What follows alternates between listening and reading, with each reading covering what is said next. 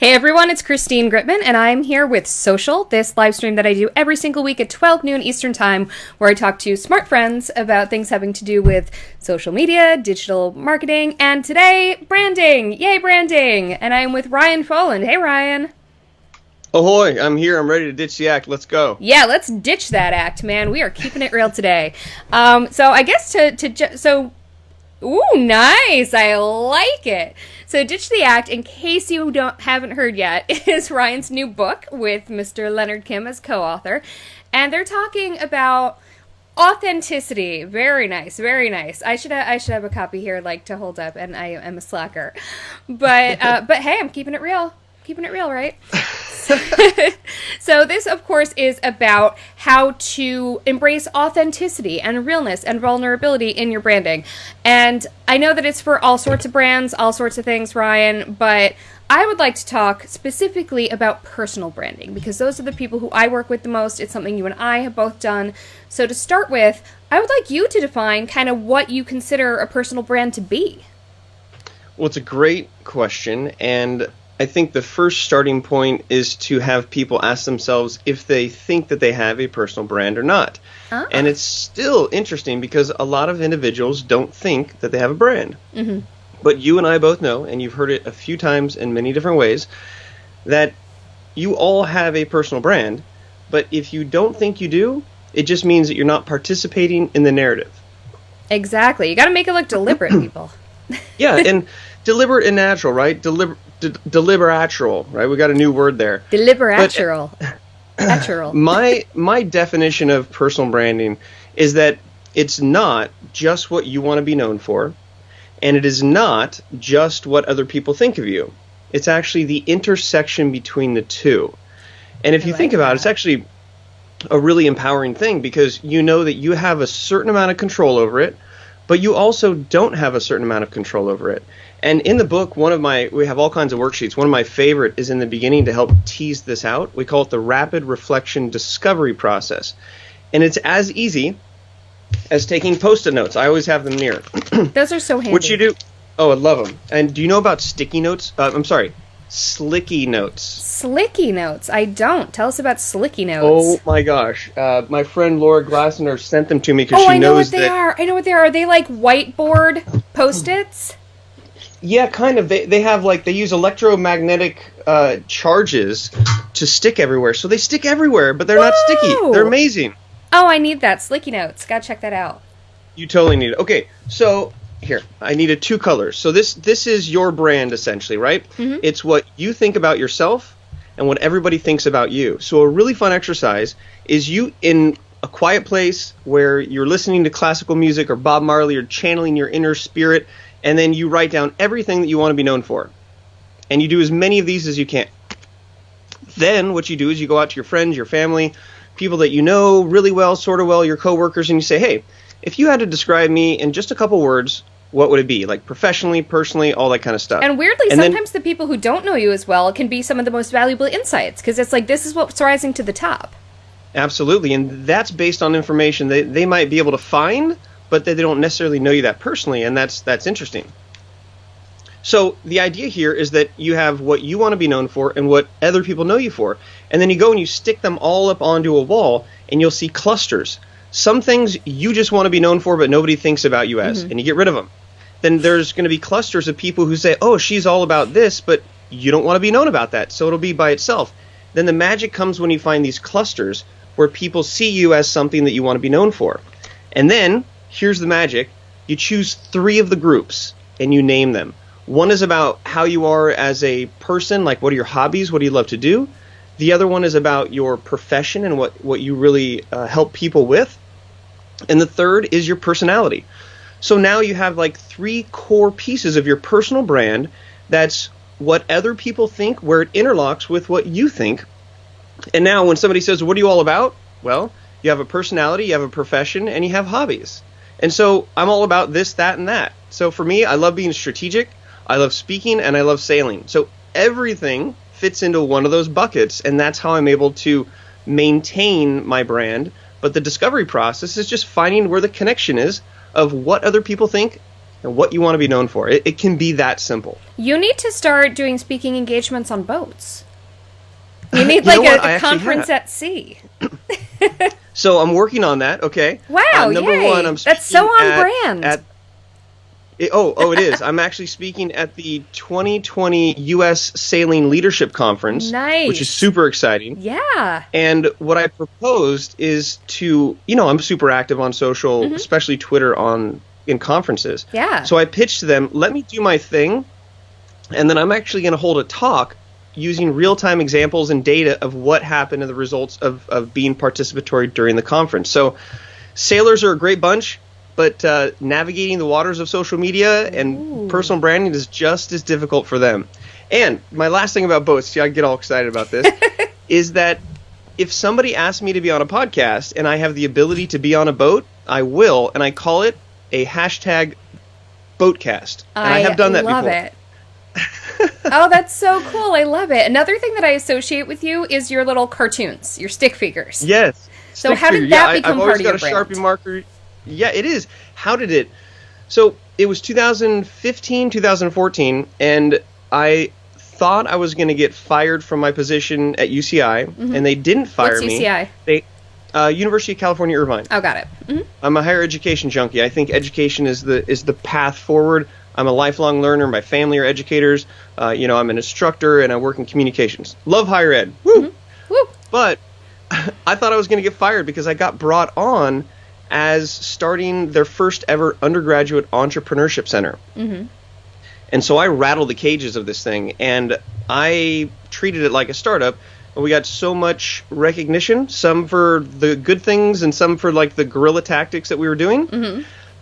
And I thought I was going to get fired for it, but they decided that whatever I was doing was so unconventional, they moved me up to be in charge of more of the campus and more of the campus later on. Mm-hmm. But that moment when I thought I was going to get fired was what you call an inciting incident. Inciting incident. An inciting incident. It's if you're trying to lose weight and you know you need to do something about it, but then your button pops off and breaks a window. Like, that's the moment. Yep. Because we all want to change, but your customer goes through a process where they know they need to change. They might need your service. They might need to buy that skateboard, but there's an inciting incident, that moment where they make a decision. Like when my skateboard got stolen out of my car, that was the reason why I bought my new Carver. Like that was the moment. So we're going to get to the stick figures here. Yeah. When I had that moment, I was like, you know what? No longer can I hide behind the company that I'm working at or the company that I'm building. Because if I got fired, everything I had done over the last 2 years, I wouldn't be able to associate myself with anymore. Mm-hmm. Like, what are you doing, Ryan? Oh, yeah, I used to work at this other place. So this has happened time and time again with the startups that I've started and the projects that I've run with. And we all have things that we get excited about, and then they just crash and burn. Mm-hmm.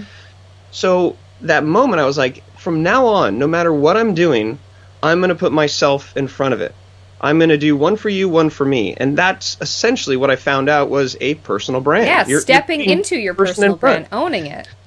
So somebody knew that I was trying to figure out that process, and they bought me tickets to Tony Robbins' his Unleash Your Power Within. Mm-hmm. And I'd never really been to anything like that, and I just went with zero expectations. And it was just phenomenal to be with 10,000 people, and everybody's just like, let's figure out what I want to do, but collectively, let's do this. And I was not on social media at the time. I had the different accounts, but I didn't know what to post. Yeah. I had an Instagram account, but I didn't post anything because I'm like, what am I supposed to post? Yeah. It's what happens. So Tony said something very particular, and he said, you have to choose two things. One that you can do every single day that's relatively easy, won't take you more than 5 or 10 minutes. And then two, you have to have a really big, hairy, crazy, freaky goal that scares you to even think about. It's going to take you 3 to 5 years to do. Wow. And he said, aside from everything else, if you just make those two simple decisions, your life will change. And so, walk on coals, and I'm like, yeah, everything's great. I'm like, you know what? I can draw a stick figure every day. I've always loved drawing, and I can do that. So my first post on Instagram is me doing a karate kick in front of the backdrop of the Firewalker, and I'm like, that's it. I've decided I am going to post every single day on Instagram one stick figure drawing. Wow. And and it's been like almost 4 or 5 years, and that's exactly what I've done. So I have thousands of pictures. I've illustrated other people's books. I've illustrated this book, and you know what my big hairy goal was? What? This. Yeah, nice. It was. Are there drawings in it? Oh, there's 70 illustrations in it. Wow. Yeah, it's crazy pants. And it was so much fun to take the concepts and just translate them. And like we're talking about today, don't overthink it.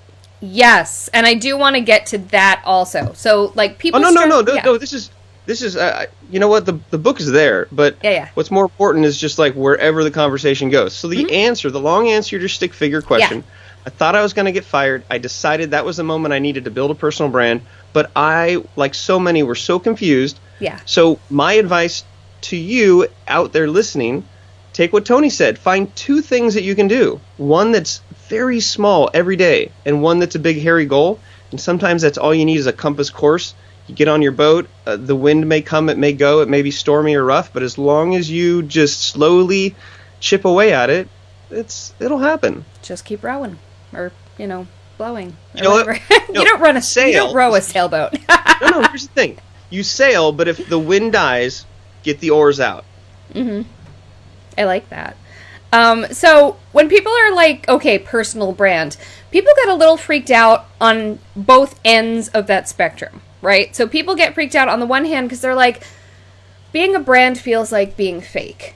Of having to worry if this is on brand. It can feel kind of fake. But on the other hand, people worry on the other hand about looking unprofessional. They're like, I want to make sure that if I'm going to be this personal brand, if I'm going to build this, that it's something of value that's not going to embarrass me. So I would love to hear how you kind of have navigated that and how you maybe have helped other people navigate that, because that's a tricky thing we all struggle with. Yeah, so the answer is actually in the question that you asked, which it usually is. Yeah. And the question is the difficulty around a personal brand. So let's take those 2 words, personal and brand, and that's exactly what we said. If you're too personal, you might seem unprofessional. Mm-hmm. And if you're all brand, you don't seem like a person. Yeah. So if we look at the definition of a personal brand as, just for my own sake, as I've defined it, because everybody has a right to their own definition. Mm-hmm. If your brand is actually who you are, like you've decided this is who I am. These are the things that I want to be known for. This is what I'm all about. My values, my ethics, my passions, what I want to do to help people. And then you also have people who see what you're doing, and as a reflection of what you're doing, they're able to help identify, I think you're like that. So with those 2 combined, a personal brand, I would argue, is actually who you are. It's your essence, it's your being. So using the substitution property in mathematics, if we substitute A with B and B equals C, then A equals C. Yep. What I mean by that is that if you can agree that your brand is actually who you really are, and you agree with that as a definition, take the brand halo of brand as a word brand, that companies have brands, and just know that definition works. But if you also say that it's who you are, then you are your personal brand. Your personal brand is who you are. So that takes the steam out of the whole you can't I don't want to be a brand argument. Yeah. Yeah. And so, like, for me, I really, if something comes up, an opportunity, I think to myself, is this an opportunity for me to be strategic? Whether it's coaching, consulting, this and that, my 313, all these, like, strategy things. Mm-hmm. Or does it have to do with speaking? Or does it have to do with sailing? Mm-hmm. And so, for me, to stay on brand is just to be true to myself. And the challenge comes if you haven't really done the work to define the limited amount of things that you want to be into, then you're going to feel like Plunko the whole time, and you're not going to know which direction. And whenever you land, you're like, you don't know if it's a prize or not. So you are your personal brand. Your personal brand is you. Therefore, to stay on brand, you have to clearly define what you're all about. And that like goes back to your Post-it note thing that you talked about at the very beginning. Mm-hmm. Yeah, I like to tell people that, and I'll listen to them. I'll say, what are you doing right now? And they'll say, well, I'm writing blogs, and I'm on social media, and I'm watching Christine because she's awesome. She tells me all the things I need to do, and I'm not getting traction. So I will tell them, there's a very good chance, and it sounds like you're doing all of the right things, but you might be doing them in the wrong order. Because I think you would agree with me, just posting on social media isn't going to build a brand. What if you post about tacos one day and then this? But you might be scattered all over the place. Mm-hmm. It's not the fact of being on social. It's when you truly can define and answer the question, what do you do? Mm-hmm. Answer the question, what's your why? Answer the question, what makes you happy? Like, until you get those core things down, then you won't know what kind of content will move forward your brand and beyond brand. Yeah. So I think that a lot of people are doing the right things, but they're doing it in the wrong order. So clearly defining what your person is helps you define what your brand is. And for me, anything that has to do with sailing is so on brand for me. Mm-hmm. Now, that's not like a weird corporate-y kind of thing. I'm actually, the boat is on the water and all things having to do with the water I love. Today, I'm going down to Dana Point, putting my scuba gear on, and I'm hunting for lobsters. Nice. Like, that's on brand for me. I'm sorry, but that's not very corporate, but it's because that's what I've defined. Yeah. Okay? So there's debunking the whole, but I don't want to be a brand. Rephrase it. A brand is you, so do you want to be you? You should. Now, when it comes to personal, this idea of I don't want to seem unprofessional. Yeah. I don't want to let people see the underbelly. I don't want to reveal what's behind the curtain. I don't want them to see that my desk is a total mess. Mm-hmm. I'm just going to crop the good one. You have to understand that people don't want to do business with businesses. Yes. People want to do business with people. On top of that, people don't care about your successes. If anything, that might turn them off because they're not there yet. Mm-hmm. What they do care about is how they see themselves in your story. Yes. Now, if they happen to be on the same podcast, they might share in that victory with you. But if you're on that podcast and they haven't been able to get on that podcast, there might be some sort of tension or unsaid resistance, or more importantly, not relatability. And so when you put the human element in business, and when you do let your hair down a little bit, or you do worry less about what it looks like and focus more on why you're there, it gives people a chance to see themselves in your story. And because I think most of us have experienced more failure than success, mm-hmm. in a general sense. Like, I think if you took everybody and you said, take all your failures and put them on that side of the scale, and take all your successes and put them on that type of the scale, mm-hmm. I'm guessing it's going to be very imbalanced. Yeah. And if you're not failing, you're not trying. Right. And look at the first formidable 18 years of our lives. We can probably consider that most of that is just one big long strip of failure, right? I mean, if I could go back and be like, you were so stupid. Like, why did you do that, and why didn't you do that? And that's I wish so I could off-brand, teenage Ryan. Oh my gosh. And I wish somebody would have told me to be smarter and just bought like $100 worth of Bitcoin when I first had it come across my desk. Yeah. Okay? So if we agree that more people have failed than succeeded, and we know that they resonate less with success, it's got a nice ring to it, mm-hmm. then as soon as you start to share what hasn't gone right, it gives people a chance to look at that story and go, oh my gosh, the same thing happened to me. And then you have this like, oh, blah, blah, blah, blah, blah, blah. And if you think about some of the topical conversations that are personal, that are not professional, let's say traffic for a minute. You want to start talking about traffic? Let's talk about traffic. Everybody wants to talk about traffic because if you've been in traffic, it's miserable. And there are conversations and bonding that can happen over talking about traffic. Mm-hmm. Have you ever lost something, either small or of value? Mm-hmm. I lose things all the time. And earrings get lost in this hair. Now, I can't relate to that because I don't wear earrings, but look at this is in my ear, mm-hmm. and I have lost this more than once. Yes. And so, an example, I share when I lose this is my 5th water bottle of the year. Like, I'm invested in this company. Yeah. And these are my 3rd AirPods, okay? Mm-hmm. That's not very professional, but when I tweet about it in the moment of losing something, or tweet about my feelings around how I should be angry at myself, but I know I shouldn't because I can just buy another one, mm-hmm. but I'm so angry right now. Those are the tweets that get most engagement. Of course they do. Those are the people sharing their story and just all that stuff. Go ahead. Though I have a question, because again, the thing that people worry about is, to your point, People relate to your failures more than to your successes. People want to commiserate over frustrations. But how do you strike that balance? How do you find that balance of seeming successful enough that they trust your authority? Because the fact is, I'm not necessarily going to follow someone who's a big old failure, because I don't want to dwell in that and I don't want to emulate that. I want to work with people who have some degree, who I trust have some degree of knowledge, but at the same time, you also need that vulnerability in order to make a connection. So how do you find that balance? Okay. So there's two things that I'm going to explain, both which are in the book is an interesting reference. I was about to say, obviously, step number 1 is by the book. But besides that. No. Because you can watch this podcast, you can get everything you need out of it. Right? So the first concept... Oh, I like Natasha's... What is Natasha saying? She says, I see it as failure equals lessons equals growth. Or failure leads to lessons leads to growth. All right, Natasha, you must have read my mind. She's because good. one of the most important, crazy, valuable things in this book is something we've developed called the exposure resume. Exposure resume. Exposure resume. Now, everybody knows how to make a resume. You basically put all of the amazing things with the buzz keywords, and you're like, look at me on this one sheet of paper. I am so awesome. And keyword rich. Hashtag, although I don't know if hashtags have made it to paper resumes yet. I think it depends on where you're applying.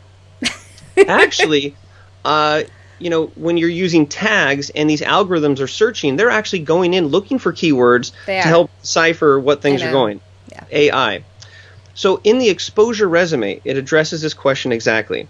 Because what it does is it says, what is something that has gone really wrong that you're either afraid to share or you haven't shared yet? Let's identify that. Nice. Safe zone. Then you say, what are the lessons that have been learned from that? And how have you changed as a person as a result?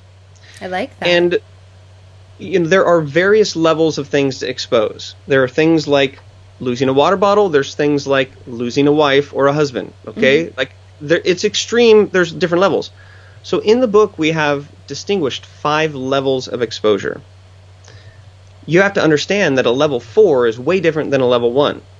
And level 5 is stuff you should never share because it's polarized. What should you never share? That's what I want to know. Yeah. What's going to screw you? What's going to screw you up are things that divide people. Politics, sex, religion, and photos of your genitals. Yeah. Yeah, that's divisive. So... Now, I'm not saying don't use social media as a platform to express your voice, but understand that when you start posting about political stuff, mm-hmm. you will get people to divide on one side or the other. That's just how it is. Although if that is an accepted part of your brand and you're okay with losing those people, that's a choice to make. You just have to be deliberate and not be surprised when it happens.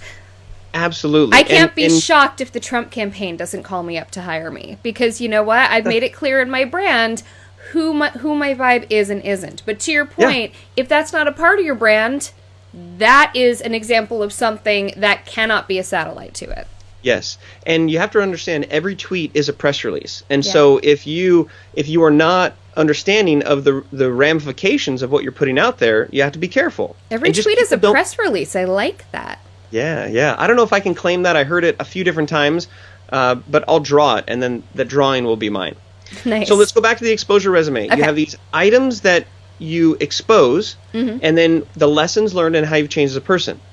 Now let's connect that with the exposure resume. Because if you're talking about something that's a lower level, that's, say, level 1, which is stuff like losing. Level 2 has to do with failures around relationships or other people. We've all had a spout with our sister or brother. We've all had a disagreement with a coworker. It's a whole section of relatability. Mm-hmm. Level 3 are things that are a little bit more serious. Could be everything from sort of revealing your true sexuality to going through a divorce or maybe a struggling business. Mm-hmm. Now, level 4 is like the extreme. These are things that are maybe have to do with some legal trouble, or might have to do with a nasty divorce, or might have to do with a really failed business, or a lawsuit or litigation or something. Do you think mental health would maybe go as a level 4, like dealing with depression and anxiety? Or I think that could be probably a level 3, and there's probably mm-hmm. elements of level 2 in there. Interesting. I like that. Okay. I like that it's moving up on the levels with that, because that would have been very different just 10 years ago. Yeah, and here's the thing is that if you're only sharing the good, and then all of a sudden you're like, I watched this podcast and I need to share, I had the most miserable divorce and it was terrible, and like, boom, everybody's going to think that like you lost it. Like, they're going to be like, whoa. And that's what people are afraid of. So you don't just go and share level 4. You get comfortable sharing level 1s. Mm-hmm. And then what that does is it lets other people see that you're human. Yeah. I lost something too. Oh, I have pimples too. Oh, I have that same challenge. I shared a level 1 yesterday. I couldn't find a sitter for my kids, and I had to bring them with me to a professional workshop I was teaching. I think that's a level 1. People relate to that. It's like, oh. Totally a level 1. Totally level 1. And so, you know what? If you want, you could just stay at level 1 forever. But mm-hmm. It's at least level 1. Because a level 0 is you just pretending like everything's fine the whole time. Yeah. So as you start to get comfortable with level 1, what it really does is it gets people to get to know you. And people who know me, they know that I lose stuff. People who get to know me, they realize that I lose stuff. People know that I don't spell very well. People know these things. But once people get to know you, then they have a chance to like you. And then once people like you, they're actually more prone to be able to trust you. Mm-hmm. And what do we do with our friends who we trust? We share more and more information, and we're more open with them. And the friends that we trust, when we share what's really going on, or like a level 3 or even a level 4 in confidence, what do? They're like, oh my gosh, oh, give me a hug, I want to help, what can I do to help you? Like, the reaction is to help. And so if you start at level 1 and level 2 and dribble in some level 3s and maybe put some of your level 4 alluded to in your bio so it's there, but you're not really talking about it, and you do this over a process of a year or a couple years, people actually get to know who you are, they like you, they trust you, and not only will they start to connect and support you when you need help, they will start to open up to you. I get so many... You show me yours, I'll show you mine. Yes. It is so hard to go first. Yeah. Okay? But it's a lot easier to go second. Yes. And look at this whole Me Too movement. It's such an amazing movement, but mm-hmm. look at how long it's been waiting to launch. Yeah. It was so hard for those first people to come forward. It's always so hard. Like, nobody wants to say anything, but when that first person's like, you know what? I'm gonna ditch the act. I'm gonna stand up and be like, this is what happened, and I'm just gonna share. Everybody else is like, oh, me too. Yeah. Like, that happened to me. So in the book, Leonard and I go first, and we're like, this is what it looks like to really put ourselves out there. Then you're like, oh my gosh, these guys have had crazy lives. They're kind of crazy, but like, you can't read it and not find one or two things that like struggles that you've also faced. Then in the whole second part of the book, we show you why it matters. Yeah. Why you should do this. And we have like a number of examples, over 10 examples of people from all ranks of life and how they've been ditching the act. We're just sort of putting a name to it. Tell us something embarrassing about Leonard. Something embarrassing about Leonard is that he has this love for fast food, mm-hmm. But he also appreciates looking sharp. And the other day, he talked about how he wanted to button his jacket, but he was having a hard time buttoning his jacket because of his love for his love for food and whatnot. So I share this struggle. So there you go. So he's also public about it, and it's not like he's denying it, but it's just kind of a funny little fact. And how many of us have had clothes that don't fit correctly, mm-hmm. and it's embarrassing, but like all of a sudden you're like, oh, I'm not the only person that doesn't fit into my suit jacket, right? Yeah. So that's a level 1, but it's a level 1. It's something. Yeah. But if you understand Leonard's story, yeah, he has shared almost all, if not all, of his level 3s and 4s. Nice. He gained over 10 million reads on his content because he wrote about what was really going on. And if you look at his Quora articles, they still perform well. You know, he has an article. Go ahead. Sorry. He has an article called "Leonard Kim is a Failure" as a title that he wrote, and the picture is like out. Failure. And then he talks about all the things that he's failed at, and for him, it was a cathartic. It was cathartic to get out of a really dark place that he was in, because he figured if he couldn't be a good example, he could show people what not to do. And he's like, there's a certain inflection point where he almost took his life, and it was the lowest of lows. and writing is something that helped him get through it. And over 10 million people, plus it's probably 12 or 13 now, I don't know, but they resonate with that because they want to know that they're not alone. But back to your question is that it's not just about sharing level 4s. Mm-hmm. And we have... people get tired of that. Yeah. You don't want to be drama either. You just want to be real. No. But if you can realize that your stories from a reflection standpoint can help other people overcome or work through those same situations, then that's why people would have a reason to follow you. And Leonard and I have been very transparent about our relationship through writing this book.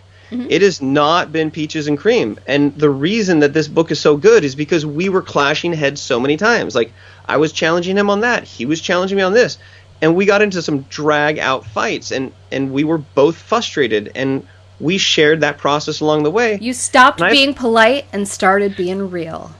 Yeah, but there are people who have bought the book and have purchased the book and have sent direct messages to both of us saying, I feel like I was part of like making this book because I love that. It brought them in the process instead of like, I'm going to hide and then all of a sudden, here's my book. Yeah. So it's not only good for your brand and business to humanize yourself, it's good for your brain. Do you know how stressful it is to act one way in front of your coworkers and then another way in front of your friends and then another way in front of your family? Mm-hmm. People get committed to psych institutions for multiple personality disorder. Mm-hmm. Way less but that's personality. What so many of us do. Yeah. I am so much less stressed. I'm so much more fulfilled. I have less worry about what I look like, and I'm more passionate about the message that I'm sending. And that's the kind of stuff that'll get you comfortable on video, get you comfortable putting yourself out there. And I think that's another bridge, is like that comfort level. I have this master equation, because people will always say, Ryan, how do I become a better writer? Mm-hmm. How do I become better at podcasting? How do I become better at this? How do I become better at sailing? Yes. Here we go. To become a better sailor, sail more often. Nice. To become a better podcaster, podcast more often. I have 2 podcasts. I've had a radio show for the last 3 years. Like, this is like, I love this. I'm comfortable here. But 3 years ago, was I? 4 years ago, was I? No. I was the guy with the social media accounts that had no posts, and it took Tony Robbins to slap me in the face just to decide the type of content to create. I'm going to need a stick figure drawing of Tony Robbins smacking you in the face. Done. I will. I don't even need to write that down. I'll get it. I will post it to Twitter. Share it with the world. Nice. But, he's had a little bit of negative publicity related, so I don't want it to come across as like a dig to him, but no. I will represent the concept in a way that I feel is on brand for me and on brand for him. I like it. And here's a real quick side note. Yeah. People talk about the difference between a like and a share. Yes. And a big difference is that a share is on brand for the person who's sharing. Mm-hmm. Because they are putting it into their feed. And if somebody's scrolling just haphazardly, they're going to associate everything in that feed. You give my name is Ryan Foland, and I approve this message. Yep. So if you are only creating business-oriented posts, look at me on this podcast, look at me on this live stream, look at me at this stage, look, I just got this keynote, look, I'm going to be in Africa, look at... Mm-hmm. Who wants to take that and put that in their feed? Yep. It's like, unless you want to promote or support your friends, and that's what we all do, because we want to get the exposure. But when you get down to like your core messaging or value that you're providing, and it's in an intelligent way that's relatable and it's personal, those are the things that people want to share because it's on brand for them, as long as they are within your brand, right? Because it goes back to, not everybody needs to share your content. You don't want... Actually, you probably do want your tweets in Trump's feed. That would be good, right? Everybody's trying to do that. But the point is, you have to find the ratio. And we talk about this in the book, too. Leonard is really good at this ratio. He's like 80% personal, 20% business. So if you look at the majority of what he posts, it's really just sometimes what seems like nonsensical stuff. Mm-hmm. But that nonsensical stuff are things that he's thinking that other people are thinking, but the other people aren't sharing. So when you like it or you retweet it, it makes you feel like, hey, I kind of feel just like that too. And then when he does choose to share for business, it's clearly something he's chosen. He's said, this is worthy of a spot on this feed, as opposed to just churning things out automatically. Yes, exactly. I like and so that. For me, when I first started and I didn't get any traction and I was doing all the right things in the wrong order, I was essentially just like posting everything that made me look like I was a speaker. Mm-hmm. And every time I'd get anything that had to do with like, oh, it looks like he's being successful, I would like post it. Mm-hmm. But none of them got traction. Again, it's like, why does anybody want to, celebrate my success? They're like, who is this guy? Mm-hmm. And so as soon as I started to share more of the behind the scenes, like my podcast, World of Speakers, I share my struggles as a speaker openly. And I have people who listen to the podcast and they actually get to know me, right? It's not this like, hey, it's Ryan and I'm here.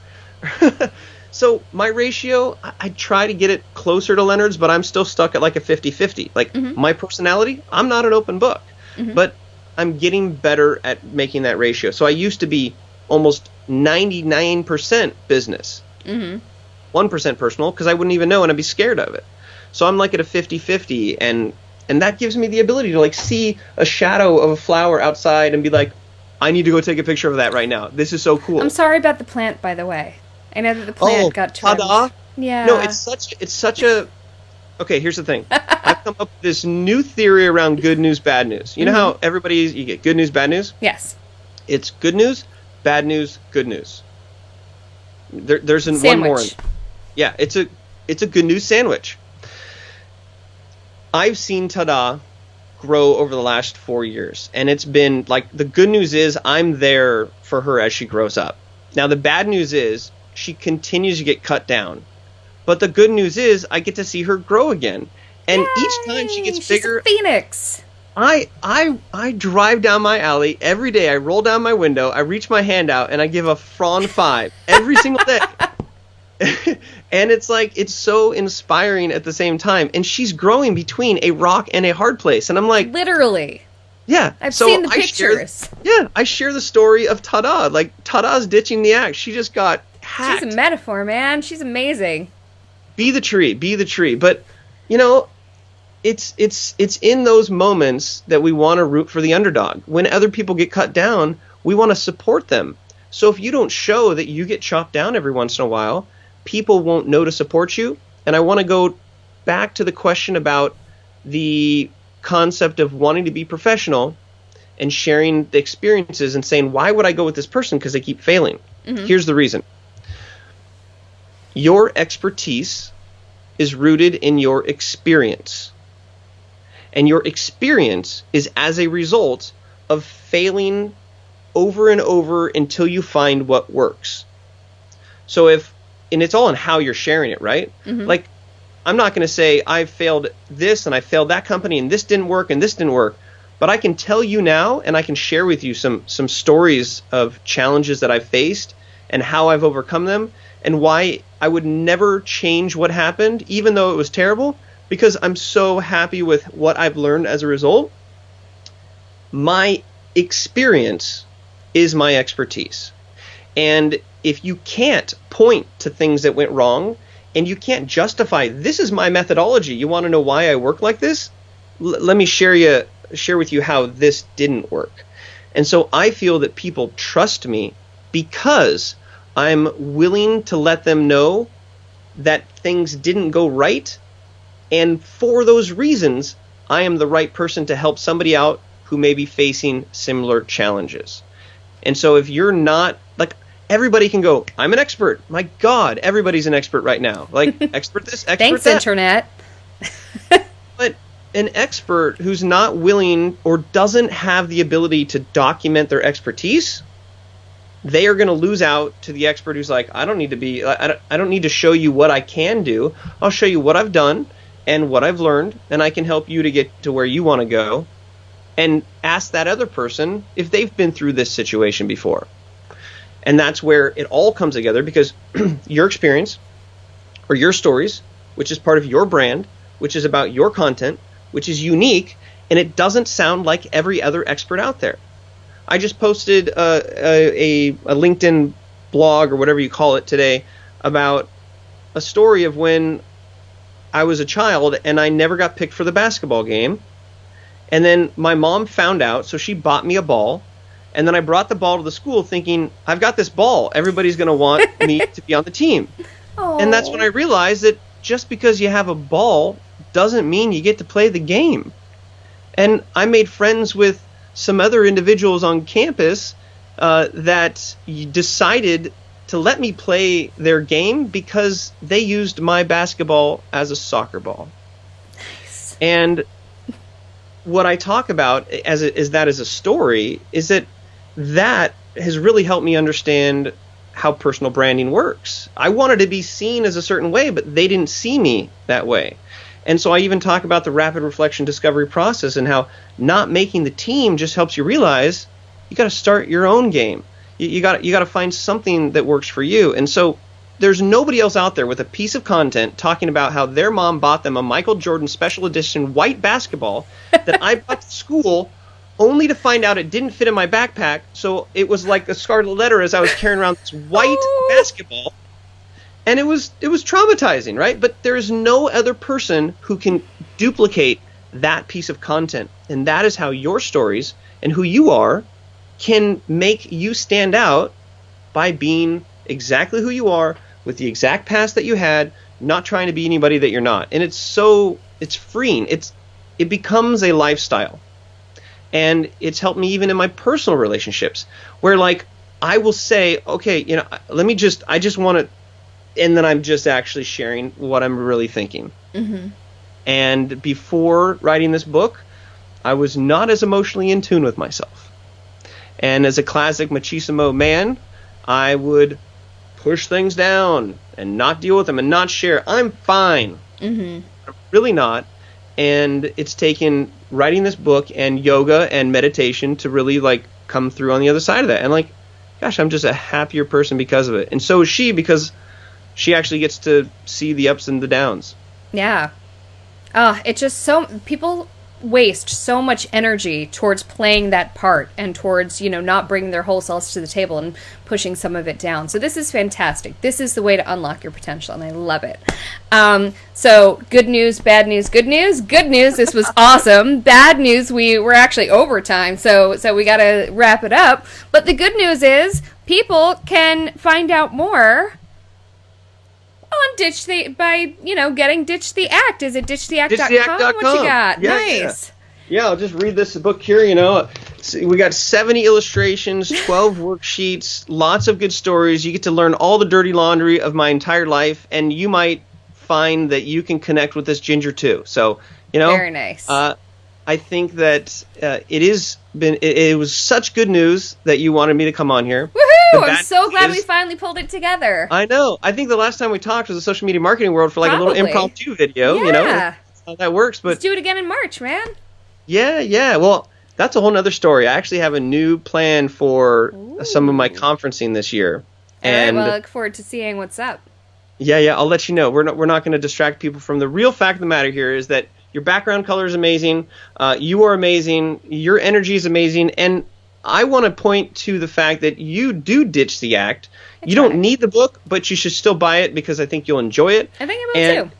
Yeah, and it's you are a testament to helping people tap into who they really are, and it takes people like you to go first. And there are people who are thinking, you know what? I think I'm going to try this. I'm finally going to take the jump. Yep. Not because of me or you. It's collectively because enough of people like us are out there who just want to help crack those eggs and get people going to just shine, to be who they want. Yeah, I say that I'm part therapist because every client that I work with, almost all of them, they come to me feeling a lot of shame because they feel like they should know how to do this stuff. They should know more about social media. They should have been doing it all along. They feel shame. And I'm like, okay, First of all, no, because that's everyone. Last night I shared some of my scripts. Last night I was in front of a room full of entrepreneurs teaching them social media, and Facebook Ads Manager wouldn't work for me because they changed it all again. I literally couldn't show them my own Facebook Ads Manager. One of the students came up and let me sign into her Facebook account, so I was able to show it that way. But I was just like, see guys, this should hopefully make you feel better when you go home and it doesn't work for you. Yes, because it's constantly changing. But the best way to be better at Facebook ads is to do Facebook ads more, right? So you got to keep it. You got to keep it going. All right. Well, this has thank been you great. so much, Ryan. This has been fantastic. Everyone should literally ditch the act and also buy the book, Ditch the Act. And you should also join me every Friday at 12 noon Eastern Time here on Facebook, where I will have more awesome smart friends talking about stuff like this. Bye.